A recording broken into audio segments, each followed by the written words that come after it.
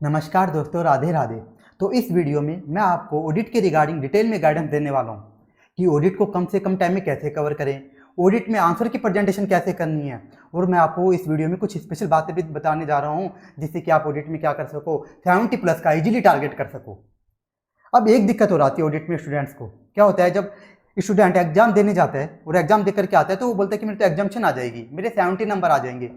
लेकिन जब एक्चुअल में उसके नंबर आते हैं तो नंबर कितने आते हैं, उसके 30 नंबर आते हैं, 40 नंबर आते हैं। तो ऐसा क्यों होता है? स्टूडेंट को तो लगता है कि मेरे तो एग्जाम्शन आ जाएगी, मेरे 70 नंबर आ जाएंगे, लेकिन एक्चुअल में बहुत कम नंबर आते हैं। तो इसमें स्टूडेंट की क्या गलती होती है और एग्जामिनर की कितनी एरर होती है वो मैं आपको बताऊंगा। और इनसे बचे कैसे कि स्टूडेंट गलती ना करे, जिससे कि उनके फालतू नंबर ना कटे, और एग्जामिनर की गलती से कैसे बचे, वो सारी चीजें मैं आपको इस वीडियो में बताने जा रहा हूं। तो चलिए अब स्टार्ट करते हैं। तो सबसे पहले तो ये देखना है कि हमें क्या पढ़ना है, कहाँ से पढ़ना है। ऑडिट जो पढ़नी है उसमें पढ़ना क्या है, कहाँ से पढ़ना है।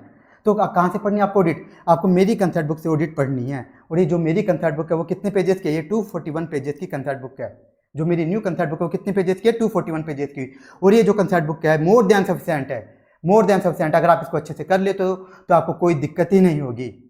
अब आपके मन में एक डाउट आ रहा होगा कि सर हम आपकी बात पर विश्वास क्यों करें कि जो आपकी कंसेप्ट बुक है ये मोर देन सफिशिएंट है, कि हमने तो बहुत देखा है स्टूडेंट ये बोलते रहते हैं कि इनकी कंसेप्ट बुक में तो कुछ भी नहीं है, कुछ नहीं डाल रखा। तो इसमें मैं आपको विश्वास दिलाता हूँ। देखो, लास्ट टाइम जो मेरी कंसेप्ट बुक थी, लास्ट टाइम की जो मेरी कंसेप्ट बुक थी वो ओनली 220 पेजेस की थी। ये लास्ट टाइम की कंसेप्ट बुक की बात करूँ। और लास्ट अटेम्प्ट में जो पेपर आया, एग्जाम का पेपर, लास्ट अटेम्प्ट में जो एग्जाम का पेपर आया उसमें आउट ऑफ 118 मार्क्स, जो टोटल अपना पेपर होता है वो कितने नंबर का होता है? 118 मार्क्स का होता है। उसमें तो जो टोटल 118 मार्क्स का जो पेपर होता है, तो मेरी सीबी में से जो 220 पेजेस की जो सीबी थी उसमें से 110 का पूरा कवर था। उस सीबी में 110 मार्क्स का पेपर पूरा की पूरा कवर था, पूरा कवर था। ये आउट ऑफ 118 110 का पेपर पूरा की पूरा मेरी सीबी के अंदर कवर था। और इसी कारण से मेरे स्टूडेंट के 90 नंबर भी आए थे ऑडिट के अंदर, और कई सारे स्टूडेंट के 80+ भी आए थे। और उन सभी के रिजल्ट मैंने टेलीग्राम पे शेयर भी किए थे, सारे के सारे रिजल्ट डाले गए थे टेलीग्राम चैनल पे। लेकिन फिर भी कुछ स्पेशल स्टूडेंट होते हैं, क्या होते हैं, कुछ स्पेशल बच्चे होते हैं, वो क्या बोलते हैं कि सर ये 8 नंबर का क्यों नहीं आया, ये 8 नंबर का 8 मार्क्स का ये जो पेपर है ये आपकी सीबी में कवर नहीं था। कुछ ऐसे स्पेशल बच्चे होते हैं जो ये बोलते हैं कि 8 मार्क्स का आपकी सीबी में कवर नहीं था और हम सिर्फ इसकी वजह से फेल हो गए, ये 8 मार्क्स का कवर नहीं था ना, उसकी वजह से हो गए। अब वो इतने स्पेशल स्टूडेंट होते हैं कि ये जो 110 का पूरा की पूरा कवर था उसमें उनको कुछ नहीं आता था, उनके आते इसमें से जो 110 का पूरा कवर था उसमें से उन स्टूडेंट के आए ओनली 30 नंबर, किसी के आए 40 नंबर। लेकिन वो इतने स्पेशल थे कि वो इस 8 मार्क्स में से कितने ले आते, इस 8 मार्क्स में से ले आते वो 30 या 40 और ले आते। पता नहीं उनके पास कौन सा जादू टोना होता है कि वो ये जो 8 मार्क्स का कवर नहीं था उससे पास हो जाते, लेकिन बाकी से पास नहीं हुई वो जो 110 का कवर था। तो ऐसे स्पेशल स्टूडेंट भी होते हैं। लेकिन इस बार ऐसे स्पेशल स्टूडेंट को भी ध्यान में रखा गया है, इस कारण से इस बार ये सीबी कितने की हो गई?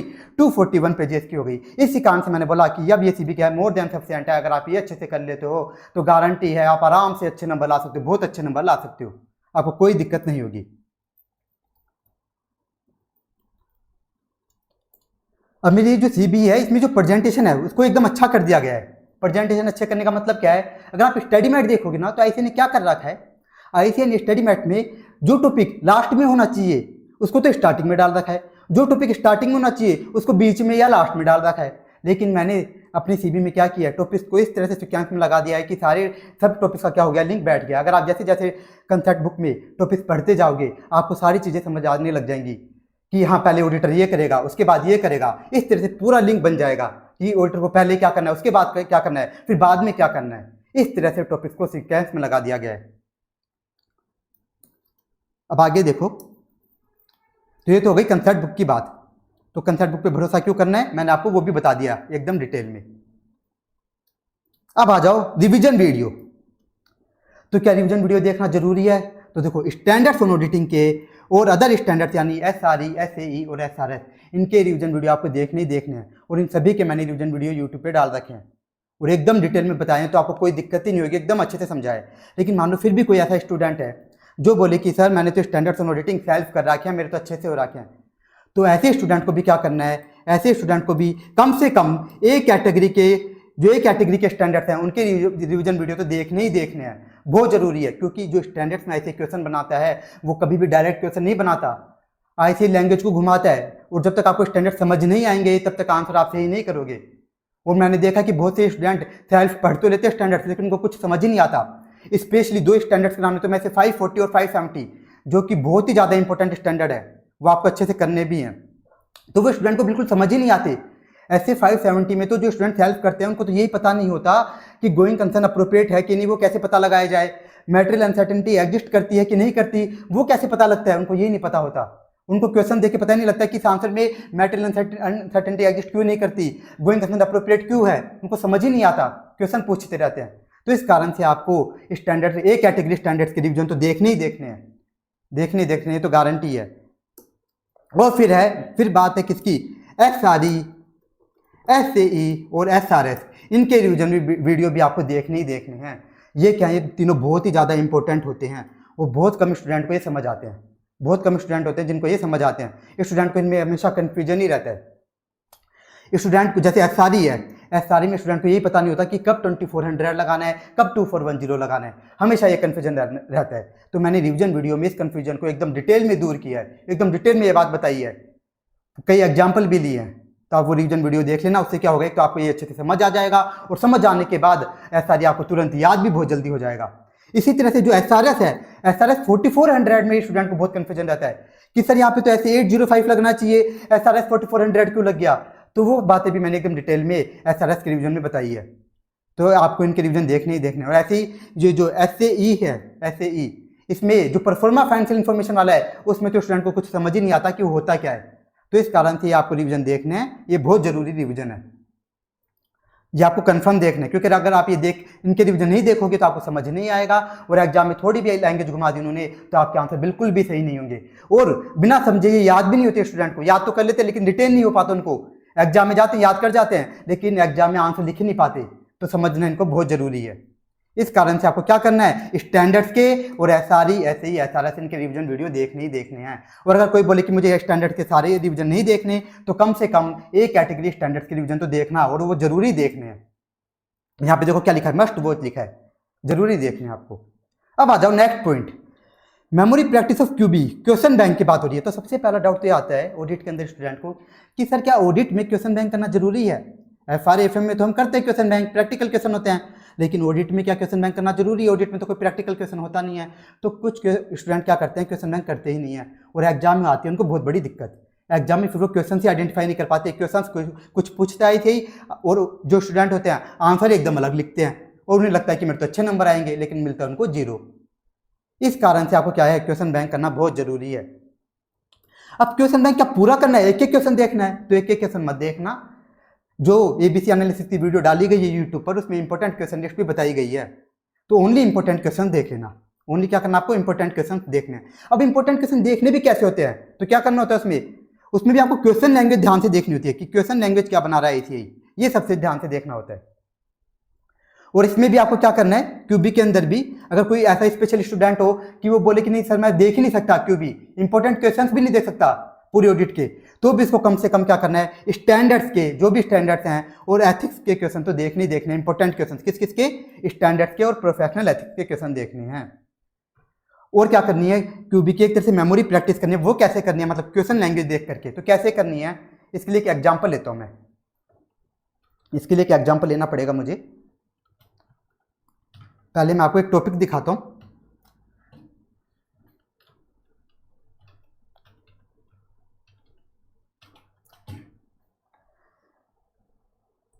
जैसे अपने एक स्टैंडर्ड है SA 620 using the work of auditors expert. अब इसमें दो टॉपिक है, agreement with auditor expert, agreement with auditors expert. ये तो हो गई हेडिंग, ये हो गई दो सब हेडिंग, एक सब हेडिंग ये, एक सब हेडिंग ये। पहली तो क्या है, factor suggesting the need for detailed and written agreement between the auditor and auditor expert. मतलब पहला टॉपिक तो क्या बोल रहा है कि ऐसे कौन कौन से फैक्टर्स हैं जिनकी वजह से एग्रीमेंट बनाने की नीड होगी। मतलब नीड कब होती है, ऑडिटर को अपने एक्सपर्ट के साथ एग्रीमेंट करने की नीड कब आती है। पहला टॉपिक तो ये बोल रहा है। और दूसरा टॉपिक क्या बोल रहा है कि इस एग्रीमेंट में कंटेंट क्या क्या आएगा। पहला टॉपिक क्या कि एग्रीमेंट बनाने की नीड कब आती है और दूसरा टॉपिक क्या कि इस एग्रीमेंट में कंटेंट क्या क्या आएगा। तो ये दो टॉपिक है। अब आ जाओ क्वेश्चन पे, जिससे कि आपको बताऊं क्वेश्चन करने कैसे।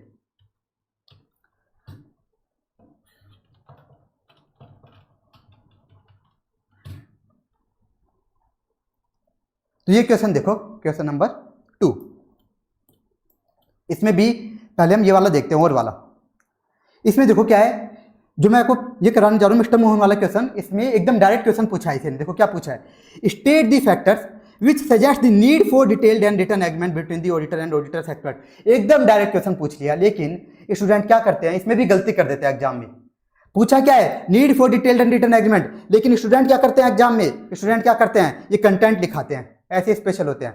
इस कारण से मैं हर बार बोलता हूँ स्टूडेंट को कि ये जो सब हेडिंग होती हैं, ये जो सब हेडिंग्स होती हैं, ये जो एरो लगा रखा है मैंने, इनको ध्यान से पढ़ा करो। ये जो सब हेडिंग्स होती हैं इनको एकदम ध्यान से पढ़ा करो, क्योंकि ऐसे क्या करता है, इन्हीं को उठा के क्या करता है, क्वेश्चन बनाता है। तो एक तो ये ध्यान से पढ़नी है। तो कुछ स्टूडेंट तो इसमें ही गलती कर देते हैं, जो डायरेक्ट क्वेश्चन ऐसे पूछता है उसी में गलती कर देते हैं। इस कारण से स्टूडेंट को लगता है कि मेरे तो 60-70 नंबर आएंगे, लेकिन आते कितने हैं, 30-40। एक तो स्टूडेंट ये गलती करते हैं। अब दूसरा क्या होता है, जब ऐसे घुमा के पूछता है, देखो घुमा के पूछने वाला क्वेश्चन दिखाता हूँ।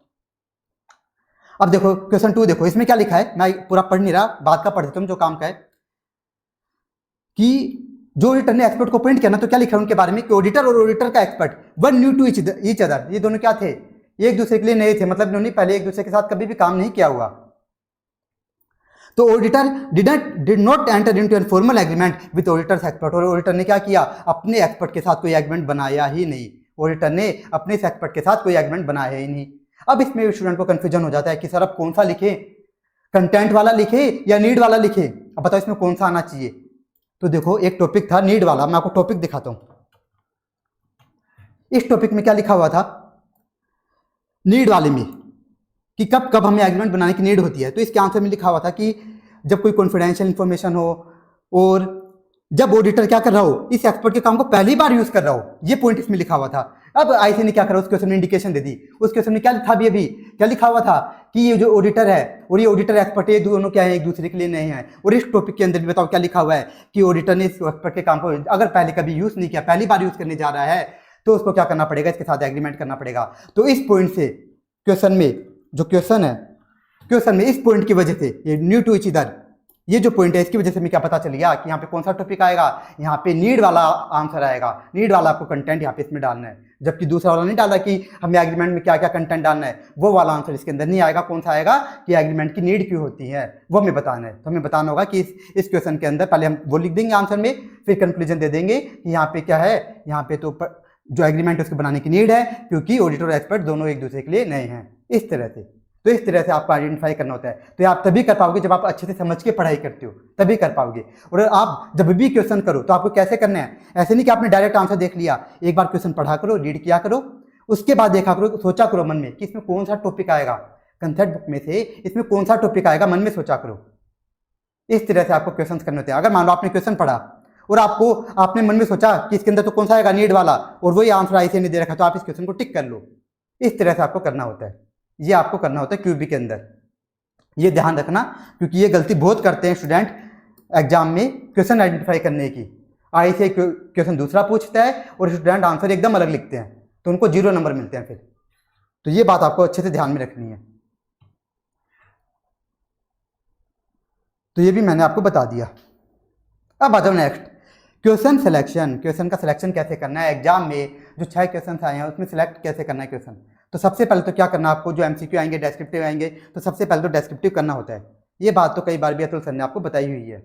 और बीच में आपको करने होते हैं एमसीक्यू, तो सबसे पहले डेस्क्रिप्टिव। अब डेस्क्रिप्टिव में भी क्या करना है, सबसे पहले आपको सबसे अच्छा बेस्ट वन आपको सिलेक्ट करना है। वो कैसे करना है अभी मैं आपको बता दूंगा थोड़ी देर में। ये क्यों करना है, ताकि एग्जामिनर की गलती से आप थोड़ा सा बच सको। अब देखो क्या होता है एग्जामिनर की गलती, इसको मैं आपको थोड़ा अच्छे से समझाता हूँ। एग्जामिनर की गलती क्या होती है। तो इस बार क्या हुआ, मैंने बहुत सी कॉपियाँ चेक करी है, स्टूडेंट की बहुत सी कॉपियाँ इवैल्यूएट करी है। इस बार जब नवंबर 24 की एग्जाम हुई तो बहुत से स्टूडेंट ने मुझे अपनी कॉपियाँ भेजी, और उनको मैंने खुद नहीं सेल्फ इवैल्यूएट कराया। ऐसे नहीं कि अपनी टीम से करवा लिया, किसी टीम से करवा लिया, क्योंकि टीम से करवाने का कोई मतलब नहीं है। उन टीम को ज्ञान नहीं होगा कि स्टूडेंट ने प्रेजेंटेशन कैसे करी है, उसने क्या गलती करी है, उनको कोई दिमाग नहीं होता, ये सिर्फ टीचर को ही पता होता है। तो ये सारी कॉपियाँ मैंने सेल्फ इवैल्यूएट करी, उसमें मैंने ये देखा कि उन्होंने एग्जामिनर ने भी बहुत सारे एरर किए हैं। मोस्टली स्टूडेंट्स की कॉपी में एग्जामिनर ने बहुत से एरर किए हैं। मतलब एग्जामिनर ने स्टूडेंट्स के 8 to 10 मार्क्स, 8 से लेकर 10 नंबर तो काटे ही काटे हैं, जबकि उनको मिलने चाहिए थे इतने नंबर, तो उनके कटे ही कटे एक्स्ट्रा। और ये बहुत सी कॉपी में मैंने देखा है।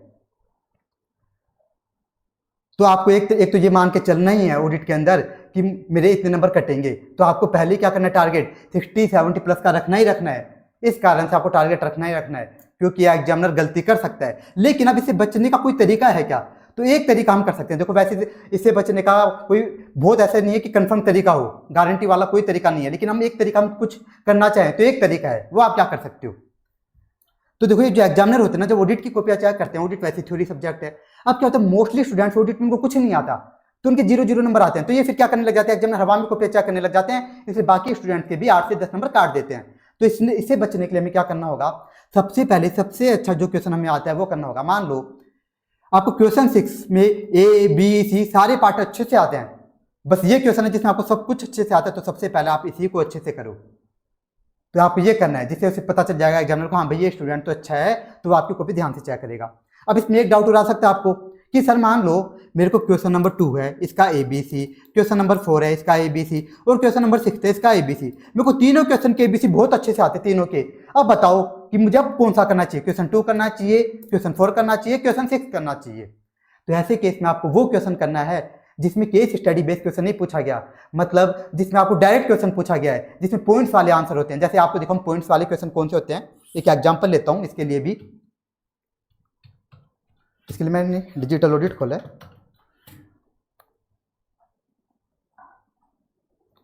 मान लो ये क्वेश्चन एग्जाम में आ जाए, risk rising from the use of IT। अभी क्या डायरेक्ट क्वेश्चन है, इसमें आपको कोई दिमाग नहीं लगाना, कोई कंक्लूजन नहीं देना, कोई डिस्कशन नहीं करना क्वेश्चन से, एकदम डायरेक्ट क्वेश्चन पूछ लिया। तो ये होते हैं एकदम सिंपल क्वेश्चन पॉइंट्स वाले। तो ऐसे क्वेश्चन आपको सबसे पहले करने हैं। अगर आपको लगे कि मेरे को तो क्वेश्चन नंबर 2 भी अच्छे से आता है, क्वेश्चन 4 भी, क्वेश्चन 6 भी, तो ऐसे क्वेश्चन जिसमें ज्यादा डिस्कशन ना करना हो, जिसमें कंक्लूजन वगैरह ना देना हो घुमा फिरा के, ऐसे क्वेश्चन आपको पहले करने हैं, जिसमें डायरेक्टली पॉइंट्स में पूछा हो, ऐसे क्वेश्चन आपको पहले करने रहेंगे, ये ध्यान रखना।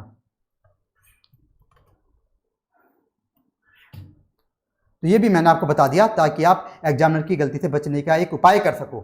इसमें गारंटी तो नहीं है, लेकिन आप अपनी तरफ से तो कर पाओगे एक उपाय, तो ये है। इसलिए मैंने आपको बता दिया कि आपको अपनी तरफ से क्या करना है एग्जामिनर की गलती से बचने के लिए। नहीं तो आपको मान के चलना है, आपको ये नहीं सोचना कि मैं तो बस 50 का पढ़ के जाऊंगा ऑडिट। अगर आप 50 का पढ़ के जाओगे, हो सकता है एग्जामिनर आपको 38 नंबर ही दे, हो सकता है 40 नंबर ही दे। तो ये आपको ध्यान रखना है। इसलिए ऑडिट में 70 प्लस का टारगेट करना ही करना, और बहुत ईजी है ऑडिट, बहुत ईजी। अब देखो ये भी मैंने आपको बता दिया क्वेश्चन सिलेक्शन कैसे करना है। अब आ जाओ आंसर की प्रेजेंटेशन कैसे करनी है। इसमें स्टूडेंट बहुत ही ज़्यादा गलतियां करते हैं। तो मैंने बताया आपको कि मैंने बहुत सी कॉपी एवेल्यूएट करी है, तो उसमें बहुत सारी गलतियां कर रखी है स्टूडेंट्स ने, बहुत सारी गलतियां की हैं। मतलब उनके बहुत अच्छे नंबर आ जाते हैं, 10-10-15 नंबर बढ़ जाते हैं, लेकिन उसमें स्टूडेंट्स ने गलतियां कर दी। एग्जामिनर की गलतियां तो क्या बताऊँ, स्टूडेंट्स ने बहुत गलतियां कर दी आंसर प्रेजेंट करने में। तो वो गलतियां मैं बताने जा रहा हूँ, ये तो आपको बहुत ध्यान से सुनना है। अब इसमें बहुत अच्छे अच्छे पॉइंट्स भी आएंगे, तो अब ध्यान से सुनना। सबसे पहला कि अगर किसी क्वेश्चन का आंसर पैराग्राफ फॉर्म वाला होता है, पैरा में आंसर होते हैं ना, दो टाइप के क्वेश्चंस होते हैं अपने ऑडिट के अंदर, या तो पॉइंट्स वाले टॉपिक या पैरा वाले टॉपिक। तो जो पैरा वाले टॉपिक है उनका आंसर कैसे करना है, तो पैरा वाले टॉपिक्स में आपको क्या करना है, ऐसे नहीं कि 10 से 15 लाइन एक साथ लिख दी, 10 से 15 लाइन लिखे जा रहे हो, ऐसा नहीं करना। आपको क्या लिखनी है, एक बार में मैक्स 3 to 4 लाइन्स ही लिखनी है, एक बार में मैक्स 3 to 4 लाइन्स लिखनी है। जैसे 3 to 4 लाइन्स आपने लिख दी, उसके बाद आपको क्या करना है, 1 लाइन का आपको गैप देना है। आपको सबसे पहले क्या करनी है, 3 से 4 लाइन लिखनी है, उसके बाद 1 लाइन का गैप देना है, फिर वापस से क्या करना है, फिर वापस से 3 से 4 लाइन लिखनी है, और उसके बाद वापस से 1 लाइन का गैप देना है। इस तरह से आपको पैरा वाले आंसर करने होते हैं, इस तरह से आपको पैरा वाले आंसर करना है। ऐसे नहीं कि 10 से 15 लाइन लिखे जा रहे हो। इसका भी एक एग्जाम्पल दिखाई देता हूँ, थोड़ा और समझाना इसमें एक चीज, वो भी स्टूडेंट गलतियां करते हैं, तो वो और देख लेना आप।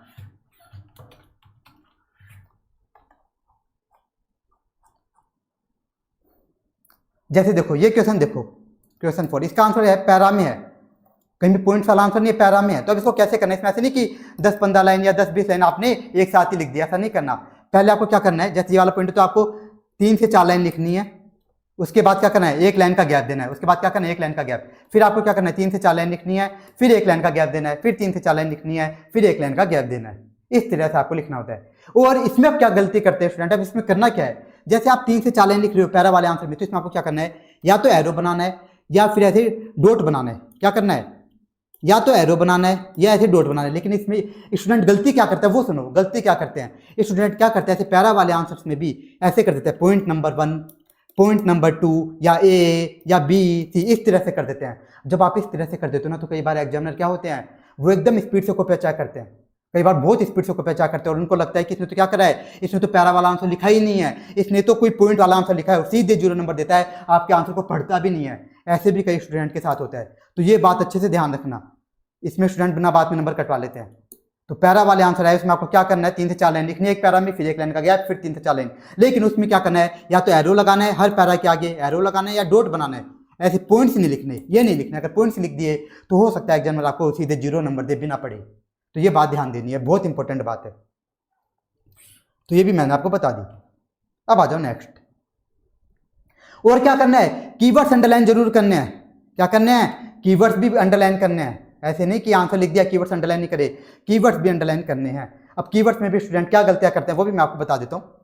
कीवर्ड्स अंडरलाइन करने में भी सारी गलतियां बता रहा हूँ मैं आपको, जो मैंने देखी है, क्योंकि मैंने बहुत सारी कॉपियां सेल्फ इवैल्यूएट करी है, इस कारण से मुझे इतनी गलतियां पता है। अब देखो कीवर्ड्स अंडरलाइन करने होते हैं, जैसे मान लो यहाँ पे ये कीवर्ड है तो इसको अंडरलाइन करना होता है। लेकिन स्टूडेंट क्या करते हैं, कुछ मान लो इन्होंने पॉइंट लिखा तो पूरा का पूरा अंडरलाइन कर देंगे। अगर आपने ऐसा कर दिया ना तो हो सकता है एग्जामिनर इसमें आपको नंबर ही ना दे। ऐसा नहीं करना गलती से भी, ये बहुत गलत हो जाएगा। इसमें प्रेजेंटेशन आपकी एकदम खराब हो जाती है और हो सकता है एग्जामिनर 0 नंबर दे दे। इसका रीजन क्या है, 0 नंबर क्यों देगा, जब वो देखेगा एग्जामिनर कि आपने पूरी लाइन अंडरलाइन कर दी तो वो क्या समझता है कि इसमें तो ये हेडिंग लिखी है। क्या लिखी है, हेडिंग। एग्जामिनर को क्या लगेगा, हेडिंग लिखी है। वो कभी भी एग्जाम में हेडिंग के नंबर होते ही नहीं है तो एग्जामिनर क्या कर देगा, 0 नंबर। इस कारण से ये बात ध्यान में रखना कि ओनली आपको क्या करना है, कीवर्ड्स अंडरलाइन में ओनली कीवर्ड्स ही अंडरलाइन करने हैं, पूरी की पूरी लाइन अंडरलाइन नहीं करनी, ओनली कीवर्ड्स अंडरलाइन करो, ये ध्यान रखना। तो ये गलती भी मैंने बता दी जो स्टूडेंट करते हैं।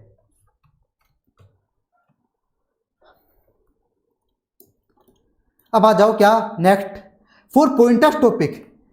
कि ऑडिट में जो ऐसे टॉपिक्स होते हैं जिनके आंसर किसमें होते हैं, पॉइंट्स में होते हैं, तो उसमें आपको कितने पॉइंट्स याद करने होते हैं, 5 पॉइंट सफिशिएंट होते हैं। ऐसे नहीं कि किसी में 10 पॉइंट, 10 के 10 ही याद करने हैं, 8 है तो 8 के 8 ही करने हैं। आपको कितने याद करने होते हैं, अगर आप 5 कर ले तो वो सफिशिएंट होते हैं, कि 5 पॉइंट्स के 5 मार्क आपको मिल जाते हैं। बाकी पॉइंट्स का क्या करना होता है, क्या बाकी पॉइंट्स आपको इग्नोर करने होते हैं। मान लो कंसेप्ट बुक में कोई पॉइंट्स वाला टॉपिक है, पॉइंट टॉपिक है कोई, उसमें मान लो 10 पॉइंट्स हैं, आपने 5 पॉइंट लर्न कर लिए, 5 आपने लर्न कर लिए, रिमेनिंग 5 के आप इग्नोर कर दो। उनको इग्नोर नहीं करना, उनको रीड जरूर करना है। रीड क्यों करना है, एमसीक्यू पर्पज से रीड करना है, रीड जरूर करना है, समझ के रीड करना है बस एमसीक्यू पर्पज से। और याद कितने करने हैं, बस 5 पॉइंट। अब पॉइंट्स वालों में क्या करना है आपको, जैसे मैंने भी क्या बताया था कि पैराग्राफ वाले जो टॉपिक्स होते हैं, पैराग्राफ वाले जो आंसर होते हैं उनकी प्रेजेंटेशन कैसे करनी है। अब मैं बताना चाह रहा हूँ जो पॉइंट्स वाले टॉपिक होते हैं उनकी प्रेजेंटेशन कैसे करनी है। तो मान लो उसमें 5 पॉइंट आपको लिखने हैं, आपको 5 पॉइंट आते हैं, तो जैसे ही आप पहला पॉइंट लिखो आप नंबर डालोगे फर्स्ट पॉइंट। पहला पॉइंट मान लो आपको 3 लाइन में कंप्लीट हुआ तो उसको 3 लाइन में लिख दो। उसके बाद क्या करना है, आपको 1 लाइन का क्या करना है, गैप देना है, 1 लाइन का आपको क्या देना है, गैप। उसके बाद क्या करना है, सेकंड पॉइंट स्टार्ट करना है। फिर ये मान लो आपका 2 लाइन में कंप्लीट हुआ, इसके बाद आपको क्या करना है, 1 लाइन का गैप देना है। उसके बाद आपने थर्ड पॉइंट किया, ये मान लो थर्ड पॉइंट आपका 1 लाइन में ही हो गया, उसके बाद भी लेकिन आपको क्या करना चाहिए, 1 लाइन में हो गया थर्ड पॉइंट, उसके बाद भी आपको क्या करना है, 1 लाइन का गैप देना है। मतलब जैसे ही आपका 1 पॉइंट कंप्लीट हो उसके बाद आप क्या कर दो, 1 लाइन का गैप दो। जैसे दूसरा पॉइंट कंप्लीट हो उसके बाद 1 लाइन का गैप, और जैसे तीसरा पॉइंट कंप्लीट हो उसके बाद 1 लाइन का गैप। इस तरह से आपको गैप देना है ताकि जो एग्जामिनर है उसको आराम से आंसर अच्छे से दिख जाए और कीवर्ड्स तो अंडरलाइन करनी है। अब देखो पॉइंट्स वाले टॉपिक में स्टूडेंट क्या गलती करते हैं, मैंने 2-3 स्टूडेंट का देखा ऐसा, तो उन्होंने बहुत बड़ी गलती कर रखी थी। तो ये भी ध्यान से देखो, जब पॉइंट्स वाले टॉपिक के क्वेश्चन आते हैं तो इसमें भी 2 टाइप्स के क्वेश्चन होते हैं। पॉइंट्स वाले जब टॉपिक आते हैं, पॉइंट्स टॉपिक, इसमें भी 2 टाइप्स के होते हैं। पॉइंट टॉपिक में भी 2 टाइप्स। अब सर इसमें 2 टाइप्स कौन से, एक तो वो जिसमें हेडिंग होती है, जैसे ये वाला देखो की consideration for it to understand identity environment. इसमें क्या है, एक तो हेडिंग है फिर अंदर आई से थोड़ा लिखा है, हेडिंग है अंदर आई से नहीं लिखा है। और एक होता है जिसमें कोई हेडिंग नहीं होती, डायरेक्ट पॉइंट होते हैं। 2 टाइप के होते हैं पॉइंट्स वाले टॉपिक। तो हेडिंग वाले में तो क्या करना होता है, हेडिंग वाले में तो क्या करना होता है, आपको हेडिंग लिखनी होती है और अंदर का आपकी नॉलेज के बेस पे आपको क्या करना होता है, अपनी ओन लैंग्वेज में लिखना होता है। आपने जितना भी समझा क्लास से, रिवीजन वीडियो से, उतना आपको क्या करना होता है, अपनी ओन लैंग्वेज में लिखना ही होता है। 1 या 2 लाइन लिखनी होती है आपको, ये कंफर्म है। इसमें स्टूडेंट क्या गलती करते हैं, जो हेडिंग वाले पॉइंट्स वाले टॉपिक होते हैं उसमें हेडिंग तो लिख देते हैं, understand the flow of transaction, identification of significant system, ये तो लिख देते हैं, अंदर का बिल्कुल भी नहीं लिखते, बिल्कुल भी नहीं लिखते बना के, तो उनको 5 में से 2 या 2.5 नंबर ही मिलते हैं। तो ये ध्यान रखना, आपको बना के लिखना ही लिखना है, तो ये ध्यान रखना। अब दूसरी गलती क्या करते हैं स्टूडेंट, वो देखो बहुत बड़ी गलती, पॉइंट्स वाले टॉपिक में जो नॉर्मल पॉइंट्स वाले टॉपिक होते हैं, जैसे ये टॉपिक है अनऑथराइज्ड एक्सेस टू डाटा और इम्प्रॉपर चेंजेस टू डाटा, ये पहला पॉइंट है। इसमें स्टूडेंट क्या करता है, इसमें देखो कीवर्ड क्या है, अनऑथराइज्ड एक्सेस। तो क्या करते हैं कुछ स्टूडेंट, ये जो कीवर्ड है अनऑथराइज्ड एक्सेस, इसको क्या करते हैं, इसको एक हेडिंग बना देते हैं, इसको क्या करते हैं, इसको हेडिंग बना देते हैं, फिर इसके अंदर क्या करते हैं, पूरा का पूरा पॉइंट वापस से लिखते हैं। और ऐसे करने पर उन स्टूडेंट को क्या होता है, एग्जामिनर 0 नंबर देता है। क्या करता है, 0 नंबर देता है। वो आपके अंदर का पढ़ता भी नहीं है, एक वर्ड भी आपका पढ़ेगा नहीं, 0 नंबर देगा। तो ऐसे केस में आपको हेडिंग बनानी नहीं है। जब नॉर्मल पॉइंट्स वाला क्वेश्चन आ रहा है तो उसमें आपको हेडिंग नहीं बनानी। बताओ यहाँ पे आईसीए ने कहते हेडिंग बना रखी है, जब आईसीए नहीं बना रखी तो आपको उस आईसीए की प्रेजेंटेशन चेंज नहीं करनी, ये ध्यान रखना। आपको आईसीए वाली प्रेजेंटेशन में करना है। अगर आपने यहाँ पे इस अनऑथराइज्ड एक्सेस को हेडिंग बना दिया और उसके बाद मान लो आपने adjective same to same line लिख दी, एकदम एडजेक्टिव भी लिख दी, तो भी एग्जामिनर आपको 0 ही देगा। तो ये बात भी आप ध्यान रखना। और मैंने कुछ स्टूडेंट्स की कॉपी में देखा है, उन्होंने ये गलती करी है, इस कारण से आपको बता रहा हूं। तो ये बात आपको ध्यान रखनी है। तो ये भी कंप्लीट हुआ। अब आ जाओ एथिक्स। सबसे मेन, इसमें स्टूडेंट्स को पता ही नहीं होता कि किस चीज के नंबर होते हैं, किसके नहीं होते एथिक्स में। तो इसमें तो क्या करना है, जो भी क्लोज होते हैं तो क्लोज का नंबर और क्लोज की लैंग्वेज, ये तो आपको याद करनी ही होंगे। क्लोज का नंबर भी और लैंग्वेज भी यहाँ पे आपको याद करने ही करने हैं, क्योंकि इनके कितने नंबर होते हैं, 2 मार्क्स तो इनके ही होते हैं, क्लोज नंबर के, क्लोज लैंग्वेज के। अब बाकी नंबर किसके होते हैं, तो 2 नंबर तो किसके हो गए, क्लोज नंबर लिखने के और क्लोज की लैंग्वेज लिखने के, ये तो हो गए 2 नंबर। बाकी कितने नंबर बचे, 3 मार्क्स रह गए। अब ये किसके होते हैं, तो देखो कोई ना कोई क्लोज में कोई स्पेशल पॉइंट होते हैं, कई सारे स्पेशल पॉइंट होते हैं। एग्जांपल लूं, क्लोज 6 है, जैसे इसमें एक स्पेशल पॉइंट है ग्रीटिंग कार्ड वाला। अगर मान लो ऐसे इस पे क्वेश्चन पूछ ले ग्रीटिंग कार्ड वाले पे, तो आपको क्या करना पड़ता है, आपको वो ग्रीटिंग कार्ड वाली थ्योरी भी आपको पूरी लिखनी पड़ती है। जो ग्रीटिंग कार्ड वाला जो पॉइंट होता है वो भी आपको पूरा लिखना पड़ता है। आपको क्या लिखना पड़ेगा, क्लोज का नंबर लिखना पड़ेगा, क्लोज की लैंग्वेज लिखनी पड़ेगी, और जो ग्रीटिंग कार्ड वाला पॉइंट है वो भी आपको पूरा लिखना पड़ेगा। अभी जो ग्रीटिंग कार्ड वाला पॉइंट आप लिखोगे, इसका या तो क्या होगा, इसके या तो 2 नंबर होंगे या फिर इसका 1 नंबर होगा। या तो कितना होगा, आई थी या तो इसको 2 नंबर देगा या फिर 1 नंबर एलोकेट करेगा। और फिर क्या होगा, फिर आपको डिस्कशन करना होगा। जो क्वेश्चन दिया गया है, जो केस स्टडी बनाई गई है एथिक्स के क्वेश्चन में, उसमें आप फिर जो डिस्कशन करोगे, डिस्कशन ओन लैंग्वेज में करना होता है, क्वेश्चन की लाइन उठा उठा के। तो ये डिस्कशन करोगे तो इसका या तो 0 नंबर होता है या फिर इसका 1 नंबर होता है, या तो इसका क्या होता है, या तो इसका कोई नंबर होता ही नहीं है या फिर इसका 1 नंबर होता है। लास्ट में जो आप कंक्लूजन दोगे कि गिल्टी है कि नहीं, इसका क्या होता है, हमेशा 1 नंबर होता है। इस तरह से एथिक्स में नंबर मार्क्स एलोकेट किए जाते हैं। सबसे पहले क्लोज नंबर लैंग्वेज लिखने के 2 नंबर, जिस स्पेशल पॉइंट पे क्वेश्चन पूछा गया है उसका 2 नंबर या फिर 1 नंबर, और जो डिस्कशन आप करोगे उसके या तो कोई नंबर एलोकेट नहीं होंगे या फिर 1 नंबर, और कंक्लूजन का कितना, 1 नंबर। इस तरह से एथिक्स में मार्किंग की जाती है। तो ये बात आपको ध्यान रखनी है, ये बात आपको ध्यान रखनी है कि किस तरह से एथिक्स में मार्किंग होती है। अब देखो एथिक्स में एक क्या दिक्कत और होती है, क्लोज में डाउट आता है कि सर क्लोज कौन सा लगाएं, क्लोज 6 लगाएं, 7 लगाएं, 8 लगाएं, डाउट आ जाता है एग्जाम में। तो जिन्होंने क्लास देख रखी है तो उनको डाउट आने के चांस बहुत ही कम है, क्योंकि इसमें मैंने एकदम अच्छे से क्लियर किया है। एक एक क्वेश्चन करवाया कि ऐसे ने वही क्लोज क्यों यूज किया, अगर क्लोज 6 यूज किया तो क्लोज 6 ही क्यों यूज किया, क्लोज 7 किया तो क्लोज 7 ही क्यों किया, 8 किया तो 8 ही क्यों किया। तो उनको तो डाउट आने के चांस कम होते हैं। और अगर जिन्होंने क्लास नहीं ली तो फिर वो क्या करें, आप बोलोगे सर आपने क्लास वाले के लिए तो बता दिया कि उनको तो डाउट आएगा ही नहीं और आने के चांस बहुत कम, उनको डाउट आने के चांस ही बहुत कम है। लेकिन जिन्होंने क्लास नहीं ली वो क्या करें, हम क्या करें। तो आपको क्या करना है, मेरे एथिक्स के 3 पार्ट में क्या है, रिवीजन वीडियो है, 3 पार्ट्स में क्या है, रिवीजन वीडियो है मेरे एथिक्स में। अब आप बोलोगे क्या सर इतने बड़े बड़े रिवीजन वीडियो सारे देखे हम, तो आपको मैं ये नहीं बोलता पूरा रिवीजन वीडियो देखो एथिक्स का। आप क्या करना है, तीनों रिवीजन वीडियो खोलना है, एथिक्स के 3 पार्ट है, तीनों पार्ट खोलना, उसमें लास्ट में जाना, लास्ट का 20 मिनट का देखना, बस 20 से 30 मिनट का, 20 से 30 मिनट का लास्ट का देखना। उसमें मैंने क्या करवाया है, उसमें मैंने जितने भी टफ क्वेश्चन होते हैं ना एथिक्स में सारे करवाए हैं, टफ क्वेश्चन। और उसमें लॉजिक भी बताया है कि इसमें क्लोज 6 ही क्यों आया, इसमें क्लोज 2 ही क्यों आया, इसमें ऐसे ने वो वाला क्लोज यूज क्यों नहीं किया, क्योंकि स्टूडेंट को ये भी कंफ्यूजन आता है कि सर इसमें वो क्लोज क्यों यूज नहीं किया, तो वो भी मैंने उसमें बताया है। तो कम से कम ये देख लेना एथिक्स में। मैं आपको नहीं बोला कि तीनों रिवीजन वीडियो पूरे सुनने हैं, लेकिन तीनों रिवीजन वीडियोज में मैंने लास्ट में क्वेश्चंस करवाए हैं, वो भी कौन से, सबसे टफ वाले जिसमें स्टूडेंट को डाउट आते हैं वो वाले करवाए हैं। तो आपको एथिक्स में कोई दिक्कत ही नहीं होगी, ये क्लोज के डाउट आएंगे नहीं कि ये क्लोज क्यों आया, ये वाला क्लोज क्यों नहीं आया। और उसके बाद भी, लेकिन ये सब करने के बाद भी अगर आपको एग्जाम में डाउट आ ही जाता है, मान लो क्वेश्चन ऐसे बहुत ही ज्यादा घुमा देता है, तो फिर क्या करो, आप दोनों क्लोज लिख दो। फिर ऐसे केस में आपको दोनों ही लिखने होंगे, ऐसे केस में दोनों लिखो। अगर एग्जामिनर नॉर्मल एग्जामिनर बैठा तो आपको नंबर दे देगा, बहुत ही बेकार एग्जामिनर बैठा तो फिर वो हो सकता है 0 नंबर दे दे, नहीं तो इसमें नॉर्मली नंबर मिलते हैं। मैंने कॉपी देखी है, नंबर देता है ICAI। तो ये मैंने आपको एथिक्स के रिगार्डिंग बता दिया। अब देखो स्टैंडर्ड्स ऑन ऑडिटिंग। क्या स्टैंडर्ड्स ऑन ऑडिटिंग के नाम याद करने हैं, तो स्टैंडर्ड्स ऑन ऑडिटिंग में आपको नाम भी याद करना है, उनके नंबर भी याद करने हैं, दोनों चीज याद करनी है। स्टैंडर्ड्स ऑन ऑडिटिंग के नंबर भी याद करने हैं और नेम भी याद करने हैं। लेकिन ये जो SAE हैं, SRE हैं, SRS हैं, इसमें आपको क्या करना है, ओनली नंबर ही अच्छे से याद करना है। जैसे SRE 2400 2410, SRS 4400, इस तरह से आपको नंबर ही याद करने हैं। नाम आप बस रीड कर लेना, नेम को लर्न करने की कोई ज़रूरत नहीं है, क्योंकि इनके नेम बड़े बड़े भी हैं और लर्न करने की नीड भी नहीं है।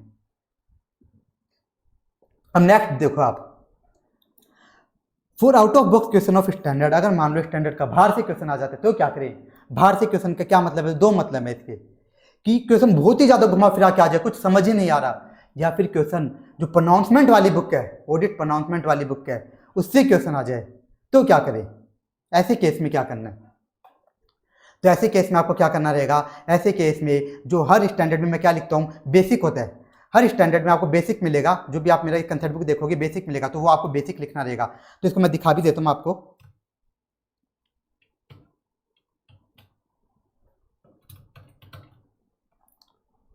जैसे देखो, ऐसे 620 है, यहाँ पे क्या लिखा हुआ है, बेसिक्स, तो ये बेसिक आपको लिखने रहेंगे, ये आपको लिखने रहेंगे। अगर ऐसा क्वेश्चन आ जाए तो, कि ऑडिट प्रोनाउंसमेंट से आ जाए, आउट ऑफ बॉक्स, मतलब जो आपको बिल्कुल समझ नहीं आ रहा, तो उसमें एक तो बेसिक्स लिख दो।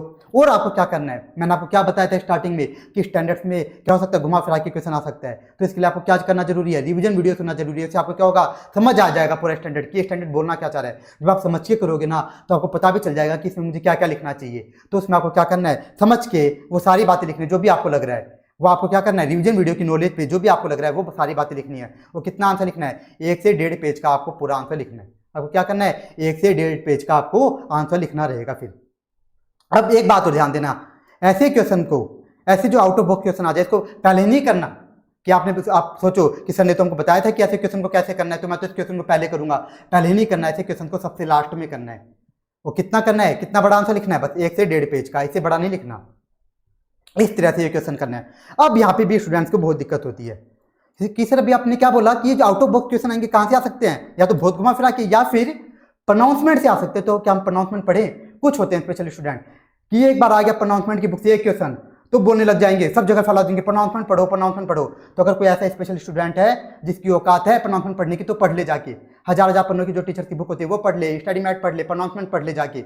और जो मेरी बुक जिनको पसंद नहीं आती, वो 500-600 पन्नों की जो बुक्स हैं अदर टीचर की, वो भी आप पढ़ सकते हो, आराम से कर सकते हो। लेकिन मैं ये प्रोनाउंसमेंट की चीज़ें अपनी बुक में नहीं डाल सकता, क्योंकि वो पढ़ना पॉसिबल ही नहीं है स्टूडेंट के लिए। इतना मैं अच्छे से जानता हूँ, पॉसिबल ही नहीं है, कोई भी नहीं पढ़ सकता, चाहे कितना इंटेलिजेंट हो दुनिया में इंसान, कोई भी नहीं पढ़ सकता प्रोनाउंसमेंट की बुक। तो लेकिन किसी स्टूडेंट को लगता है कि मैं तो स्पेशल हूँ, मैं तो इस दुनिया का हूँ ही नहीं, तो वो कर सकता है, वो आराम से कर सकता है, कोई दिक्कत की बात नहीं है। तो ये भी मैंने आपको बता दिया आउट ऑफ बॉक्स क्वेश्चन का क्या करना है। अब आ जाओ कारो के लिए, कारो में क्या करना है। कारो में इस बार स्टूडेंट के बहुत नंबर कटे हैं, तो उनमें क्या करना है। अब इसमें क्या करना है, only cure the specific point which जो asked in the question, no need to cure the full close. तो ये बताता हूँ मैं कारो में क्या करना है, तो इसको भी दिखाता हूँ आपको, तभी आपको समझ आएगा। ये आ गए अपने कारो के क्लोज। अब स्टूडेंट क्या करते हैं, स्टूडेंट को लगता है कि ये पीपी का जो क्लोज है ना, कारो में पीपी का क्लोज है, तो हमको ये सारे एक साथ याद करने ही पड़ेंगे, 5 के 5। अगर इस पे क्वेश्चन आए तो हमको सारे ही लिखने पड़ेंगे, ऐसा नहीं होता। अगर क्वेश्चन आया मान लो इस बी वाले पॉइंट पे, फिजिकल वेरिफिकेशन पे, तो आपको बस ये लिखना, आपको बताना है कि फिजिकल वेरिफिकेशन करना होता है मैनेजमेंट को रीजनेबल इंटरवल्स पे, और अगर डिस्क्रिपेंसी मिलती है तो इसको बुक्स में डिलीट करना होता है। इतनी सी बात आपको लिखनी होती है कारो के आंसर में बस। तो कारो में आपको क्या करना होता है, अगर मान लो इस पे क्वेश्चन आया है, ध्यान से सुनो, वापस बता देता हूँ, क्वेश्चन आए बी वाले पॉइंट पे, तो आपको बी वाला पॉइंट ही लिखना है, बस आपको इतना सा ही करना है। उसके बाद क्या करना है, सर क्या इससे हमको 5 नंबर मिल जाएंगे। जैसे आप बी वाला पॉइंट लिख दोगे तो 2 नंबर तो आपको यहीं मिल जाएंगे, 2 मार्क्स। उसके बाद क्या होगा, 2 मार्क्स कहाँ होंगे, उसके बाद क्या होगा, या तो कंक्लूजन क्या करेगा, इसी कंक्लूजन क्या तो 2 नंबर रखेगा, या फिर 1 नंबर रखेगा। क्या करेगा, 2 नंबर तो इस क्लोज लैंग्वेज के जिस पे क्वेश्चन पूछा है, फिर जो कंक्लूजन होगा उसके या तो 2 नंबर होंगे या फिर 1 नंबर होगा। अब जो डिस्कशन होगा ना, इसमें कारो में डिस्कशन बहुत ज्यादा इंपॉर्टेंट होता है। कारो में जो डिस्कशन होता है बहुत ज्यादा इंपॉर्टेंट होता है, इसके या तो 2 नंबर होंगे या फिर 1 नंबर होगा।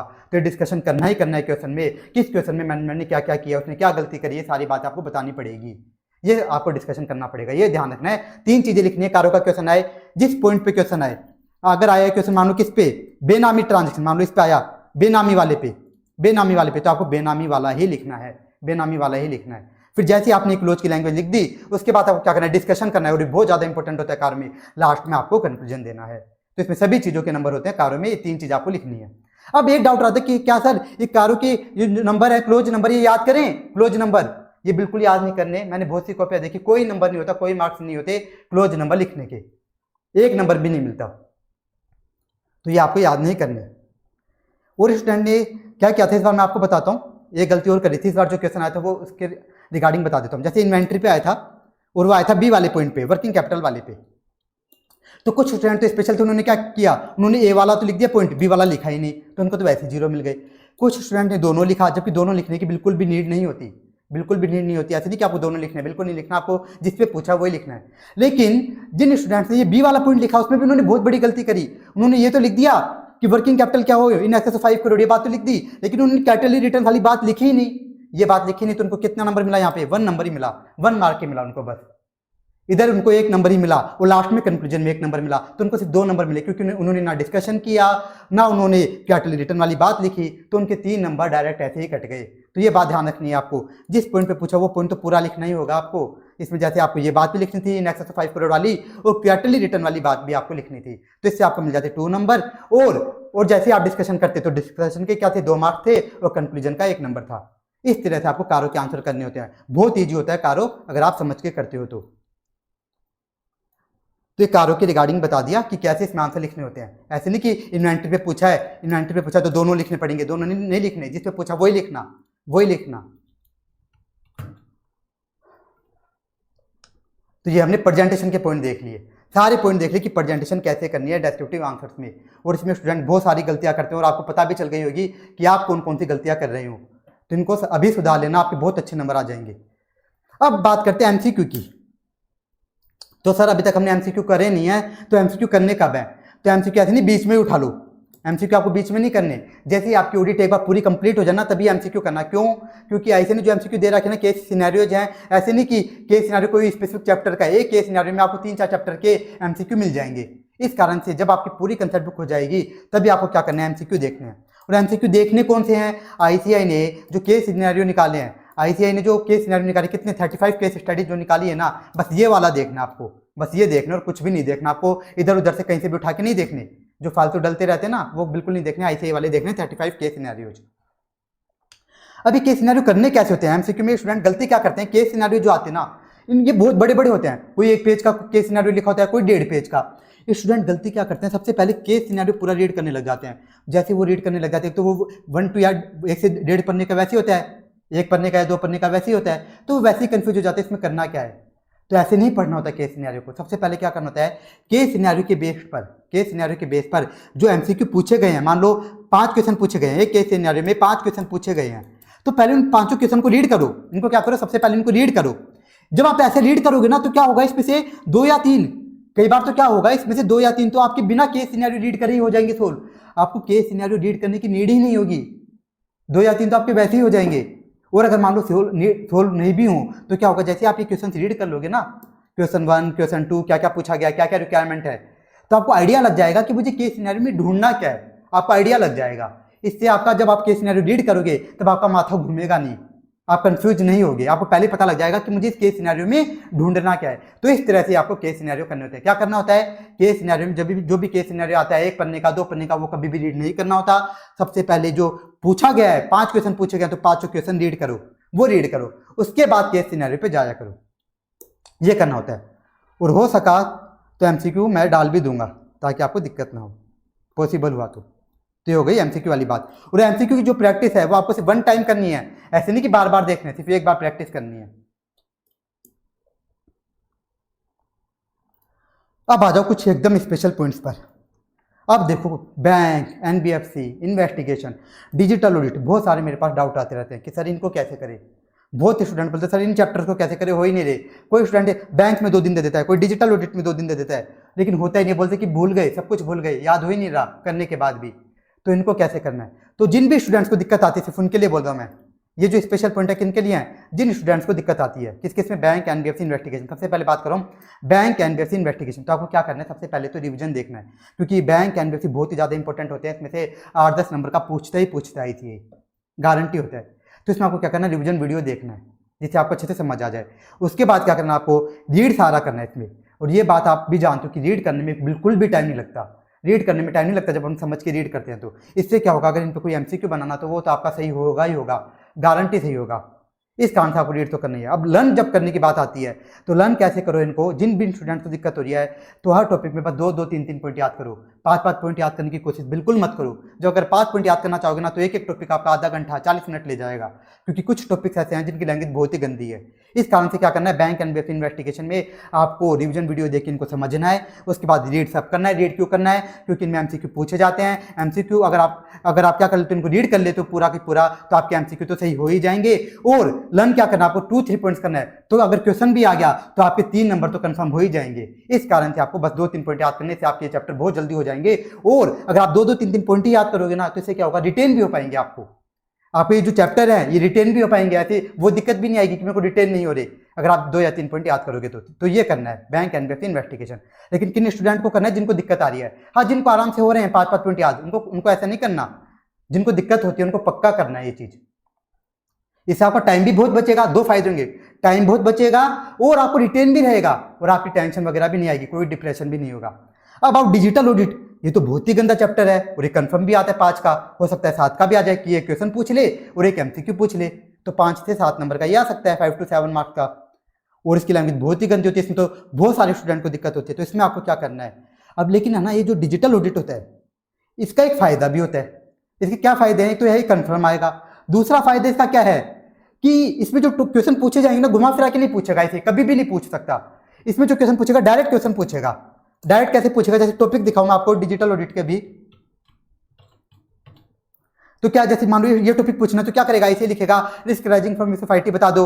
ये टॉपिक पूछना है आईसीआई को, तो बोलेगा कि कंसिडरेशन बता दो, या बोलेगा एरियाज बता दो अंडरस्टैंडिंग। या फिर ये पूछना तो क्या बोलेगा, auditors understanding of automated environment बताओ। इस तरह से डायरेक्ट क्वेश्चन पूछेगा कि एडवांटेजेस बता दो, फीचर्स बता दो, एकदम डायरेक्ट क्वेश्चन। ये फायदा होता है इसमें। तो इस कारण से आपको क्या करना है, डिजिटल ऑडिट में आप क्या करना, जिनको भी दिक्कत आ रही है इसमें क्या करना, कुछ टॉपिक्स बहुत ही ईजी होते हैं डिजिटल ऑडिट में। तो जो ईजी टॉपिक्स हैं, समझने के बाद आपको लग रहा है कि ये टॉपिक तो बहुत ईजी है, तो वो तो याद कर लेना ईजी टॉपिक्स। ईजी टॉपिक तो आप याद कर लेना, क्योंकि अगर क्या हुआ, मान लो एग्जाम में वो ईजी टॉपिक आ गया ना, तो आपके पूरे के पूरे नंबर आ जाएंगे। और अगर मान लो आप डिजिटल ऑडिट पूरा छोड़ के चले गए और एग्जाम में सिंपल टॉपिक आ गया ना, तो आपको बहुत ज्यादा दुख होगा कि सिंपल सा टॉपिक आया था, अगर मैं इसको 10 मिनट भी दे देता डिजिटल ऑडिट को, तो सिंपल टॉपिक तो मेरे 10 मिनट में ही हो जाते, तो ये आपको दुख होगा। इस कारण से डिजिटल ऑडिट में क्या करना, जो एकदम सिंपल टॉपिक्स है वो तो सारे याद कर लेना, और जो बाकी टॉपिक्स है उनको क्या करना, बस रीड कर लेना। ये किसको करना है, ये चीजें जिन भी स्टूडेंट्स को इस डिजिटल ऑडिटिंग चैप्टर में दिक्कत आ रही है उनको करना है। ऐसे नहीं जिसको पहले से याद है वो चीज वो ये करे, उसको नहीं करना। जिसको दिक्कत आ रही है कि उसको क्या करना है, जो सिंपल टॉपिक्स हैं वो तो याद करने हैं, और अदर टॉपिक्स हैं वो क्या करने हैं, रीड करने हैं। रीड क्यों करने हैं, अगर इनमें से कोई एमसीक्यू आ गया ना, अगर आप रीड भी कर जाओगे तो आपका वो सही हो जाएगा, इस कारण से। और अगर मान लो क्वेश्चन भी आ गया, अगर आप रीड करके, क्या पता आपको 2 पॉइंट याद रह जाएं, गलती से आप 5-6 पॉइंट रीड करोगे हर टॉपिक्स में, तो क्या पता 2 पॉइंट याद रह जाएं, तो 2 नंबर आ जाएंगे, इस कारण से। तो ये भी आपको करना है। अब देखो लास्ट बात, लास्ट स्पेशल पॉइंट देखो, कैटेगरी जो सी के स्टैंडर्ड्स होते हैं, कैटेगरी सी स्टैंडर्ड्स। तो मोस्टली स्टूडेंट क्या करते हैं, स्टैंडर्ड्स और ऑडिटिंग में जो कैटेगरी सी होते हैं उनको हाथ ही नहीं लगाते, और इससे बहुत बड़ी दिक्कत हो जाती है। बहुत बड़ी दिक्कत क्यों होती है, या तो कई बार क्वेश्चन नहीं आ जाता है, या फिर एमसीक्यू तो पूछ लेता है इसे, और या फिर ये क्या होते हैं, अदर कुछ कई बड़े बड़े जो स्टैंडर्ड्स होते हैं, कैटेगरी के स्टैंडर्ड्स, एसआरई, इनमें क्या हो जाते हैं, उनका रेफरेंस आ जाता है। जो सी कैटेगरी के स्टैंडर्ड्स होते हैं ना, उन पे हो सकता है कि आईसीएलएस क्वेश्चन ना पूछे, लेकिन वो बाकी स्टैंडर्ड्स को समझने में काम आ जाते हैं। कैटेगरी स्टैंडर्ड्स को समझने में, एसआरई को समझने में, इनमें काम आ जाते हैं। और कई बार मैंने क्या बताया कि इनमें से एमसीक्यू तो आईसीए पूछ ही लेता है, तो एमसीक्यू आ जाते हैं तो वो स्टूडेंट के बिना बात में गलत हो जाते हैं, या फिर कई बार क्वेश्चन भी पूछ लेता है। तो इसके लिए क्या करना है, कैटेगरी सी स्टैंडर्ड्स को आपको एक तो लास्ट में करना है, लेकिन इसमें बहुत ज़्यादा टाइम नहीं देना, नहीं आपको इनको क्या करना, बहुत ही ज़्यादा स्पीड से करना है। तो आपको क्या करना, ओनली इसके बस रिवीजन वीडियो सुन लेना। कैटेगरी सी में आप अगर रिवीजन वीडियो सुन लोगे ना, तो इससे क्या फायदा होगा, आपको एकदम अच्छे से समझ आ जाएगा, आपको एकदम अच्छे से समझ आ जाएंगे स्टैंडर्ड। और अगर इन पे फिर रिवीजन वीडियो सुनने के बाद कोई एमसीक्यू आ गया एग्जाम में, तो गारंटी आप उसको आराम से सही करोगे, क्योंकि रिवीजन वीडियो में जो कैटेगरी सी स्टैंडर्ड्स वो भी एकदम डिटेल में बताए गए हैं, समझाए गए हैं। तो अगर कोई एमसीक्यू आ भी गया ना, तो वो आप गारंटी सही करोगे। और ये जो कैटेगरी सी स्टैंडर्ड्स के कुछ टॉपिक एसआरई वगैरह में होते हैं, वो भी आपके सही हो जाएंगे।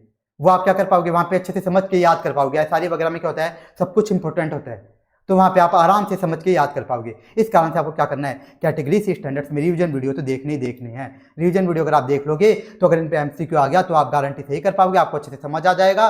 और अगर इनमें आई से कुछ घुमा फिरा के पूछ लेता है एमसीक्यू तो वो भी आपका सही हो जाएगा, कोई दिक्कत नहीं होगी। और अगर क्वेश्चन भी पूछ लेता है तो अगर रिवीजन वीडियो भी देख लोगे ना तो कैटेगरी सी स्टैंडर्ड्स में कईयों की लैंग्वेज तो इतनी ईजी होती है कि आप 2-3 मार्क्स तो आप आराम से ला सकते हो ओनली रिवीजन वीडियो देखकर भी, 2-3 नंबर तो उसमें। तो इस कारण से कैटेगरी सी में आप रिवीजन इस कारण से देख लेना अगर आपको टाइम मिल जाए तो।